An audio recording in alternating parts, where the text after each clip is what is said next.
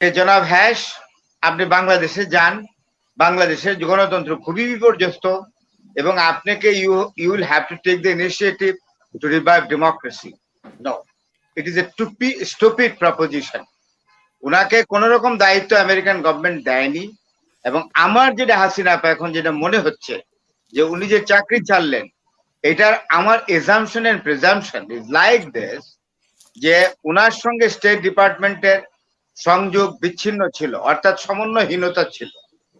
উনি কিছু নিজের উদ্যোগে বাংলাদেশে যে নির্বাচনের পূর্ব মুহূর্তে কিছু জাম্পিং স্টেপ নিয়েছেন, যেগুলোর সঙ্গে আমেরিকান স্টেট ডিপার্টমেন্টের কোনো রিলেশন ছিল না।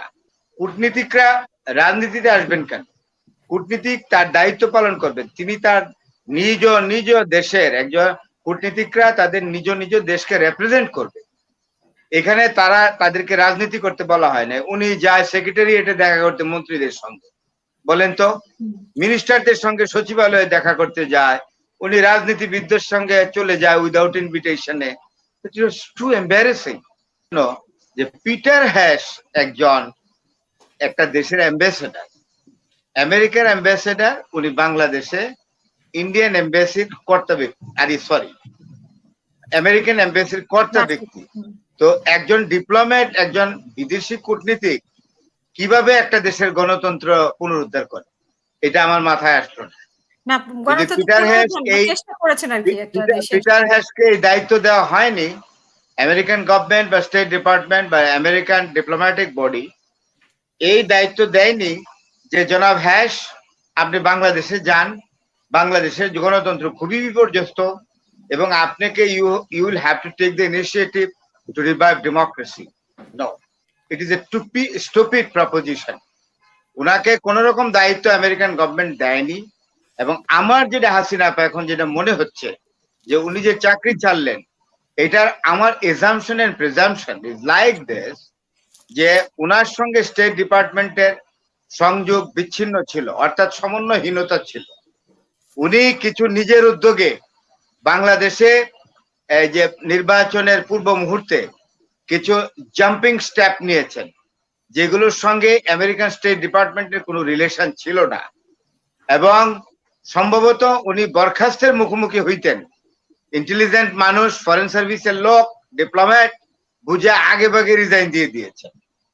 আমি সত্যিকার অর্থেই পিটার হ্যাশ যখন নির্বাচনের আগে বাংলাদেশে পুরোদস্তর একজন রাজনৈতিক ব্যক্তির মতো, রাজনৈতিক কর্মী বলেন, নেতার মতো উনি কাজ করছিলেন, তখনই আমি ভাবছিলাম যে উনি ভিয়েনা কনভেনশনের যে ডিপ্লোমেসি 1962 এর ভিয়েনা কনভেনশন, যে 1962 এর ভিয়েনা কনভেনশন, যেখানে ডিপ্লোমেসির উপরে পরিষ্কার লেখা আছে যে একজন কূটনীতিকের কি দায়িত্ব, উনি রিসিভিং কান্ট্রি থেকে কি দায়িত্ব পালন করবেন। সম্ভবত এটা 1962 অথবা 1968 এর ভিয়েনা কনভেনশন, 1961। Thank you.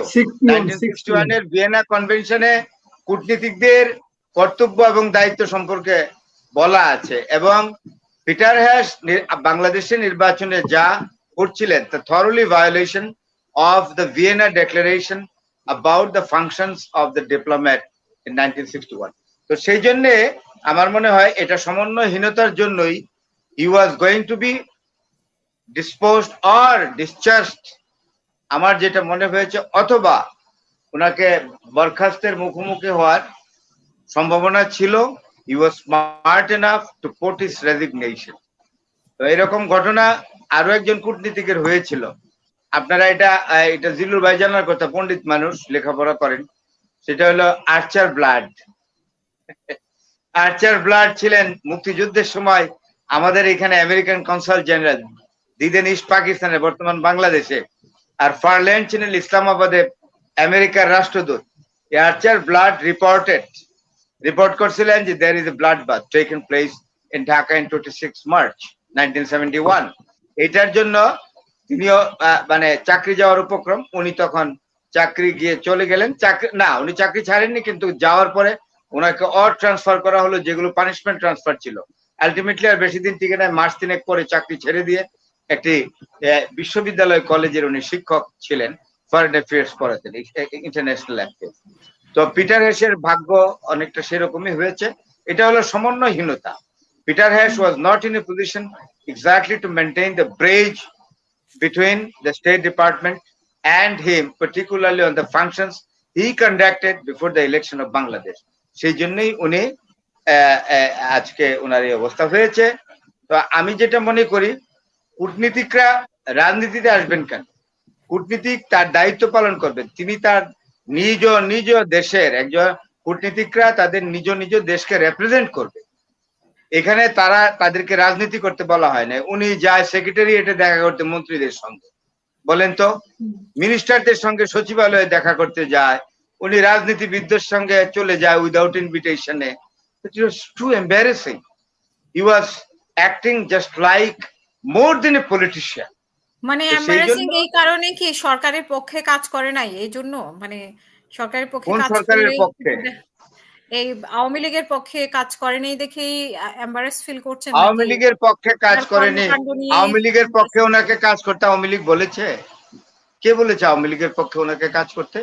আমার বক্তব্যটা হলো, উনি কূটনৈতিক দায়িত্ব যেটা ওনার ঘাড়ে বর্তিয়েছে আমেরিকার অ্যাম্বাসেডর হিসেবে ঢাকায়, সেটা উনি পালন করবেন, সেটা করেন। উনি এক্সট্রা ওয়ার্কস নিয়ে ব্যস্ত ছিলেন, which was totally isolated from diplomatic functions. এই হলো আসল কথাটা, বুঝছেন হাসিনা পা? সেটারই সমস্যাটা এখন তৈরি হলো যে ওনাকে চাকরিটা ওনার গেল। ফরেন সার্ভিসের লোক, মেধাবী মানুষ নিঃসন্দেহে, but he was making extempore comment, indiscriminating comment. আরো কিছু জিনিস আছে যেগুলোর উনি অ্যাড্রেস করা ঠিক হয় নাই। আমেরিকা থেকে এক বাংলাদেশি একটু চিট টাইপের একটা লুক আসছিল, তাকে এন্টারটেইন করছে আমেরিকান এম্বাসিতে। তারপরে হুসেন শহীদ সরোয়ার, হাসান সরোয়ার্দী নামে লেফটেন্যান্ট জেনারেল একজন, যে made adverse comment particularly on politics, তার সাথে পিটার হ্যাশ কানেকশন করেছিল। This are all things which are totally exactly isolated, objectionable, particularly be conducted by a diplomat. সেই জন্যই ওনাকে ওনার যা হওয়ার হয়েছে, he has to face the consequence. ধন্যবাদ।